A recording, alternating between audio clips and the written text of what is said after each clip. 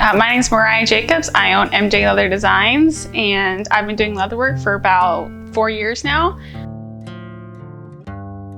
I make purses, I make makeup bags, clutches, pistol cases. I've been doing custom hats now for about 6 months, and I make a whole bunch of other goods. So I was graduating from the University of Arizona May of 2016, and I was getting a dog. I got him and I wanted to make him a dog collar. So growing up, we used to make tack and dog collars and stuff with my family. We never sold anything, but it was just like an as-needed basis. And so we always had a little leather shop in my parents' house. So I went home that weekend and made him a dog collar. And I had some friends that wanted dog collars too. And so it just kind of escalated. My parents are actually small business owners. So I grew up, watching them work day to day in and out their business. And so my parents are business owners and my dad also farms. So I got to grow up working with him and farming with him. So it's kind of all I knew my whole life. And it just kind of made sense for me to jump into it. And I kind of been able to watch them and see the steps that I need to take. So just, find something you enjoy. Like I always enjoyed nice leather work. And I feel like that was kind of coming from growing up. Like we always, used to make tack and make dog collars and stuff. So I kind of knew what good leather work looked like. So I always liked nice purses. I always liked cute accessories. And one day I just, I'll build my dog, I'll build him a dog collar, and started making things that I liked. So I feel like that's a good place to start, is working with stuff that you like and you think is cool. And then eventually if you can build a business out of it, that's really awesome.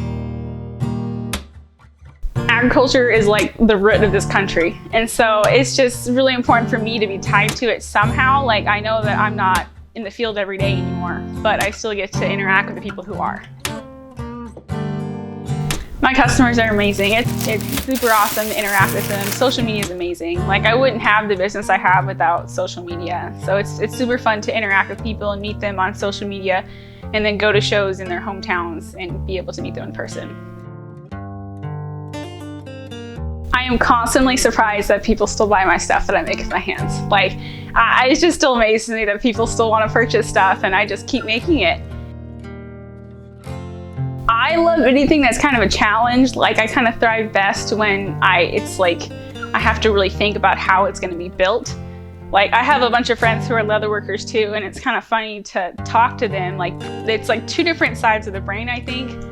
Because some people are really great artistically, and I can't draw anything to save my life. And people ask me to sketch things up for them. I'm like, bear with me, it's not going to be pretty, but it's going to be pretty when I'm done, I promise.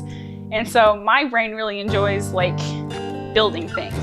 So anything with the bag that has structure to it, I can kind of see it in my brain and break it down the steps that I need to build it. About 2.5 years ago, I was going through a pretty rough breakup, and I just was unsure what I wanted to do with my life.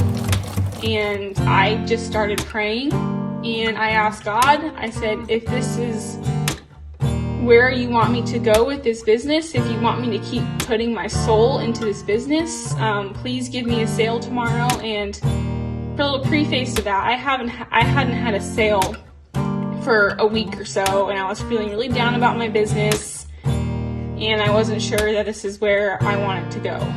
So I prayed and I was crying, and I asked God, I said, is this where you want me to be? Is this where you want me to keep going?